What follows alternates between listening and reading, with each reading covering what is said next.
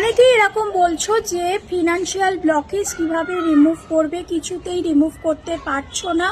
একটার পর একটা ব্যাক টু ব্যাক প্রবলেম রয়েছে, কোনো কাজ হতে হতে আটকে যাচ্ছে, ল্যাক অফ মানি দেখা যাচ্ছে। কি করবে তোমরা? তোমাদের বাড়িতে ভালো করে খেয়াল করবে সাউথ ইস্টে জলের ট্যাঙ্ক রয়েছে কিনা। যদি তোমাদের সাউথ ইস্টে জলের ট্যাঙ্ক থাকে তাহলে কিন্তু তোমরা কিছুতেই ফিনান্সিয়াল ব্লকেজেসটা রিমুভ করতে পারবে না।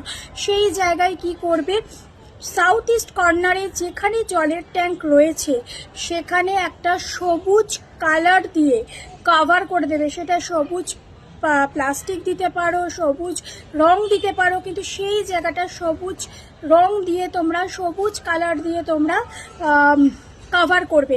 তাহলে দেখবে আস্তে আস্তে ফিনান্সিয়ালি গ্রোথ তোমাদের লাইফে আসতে শুরু করবে।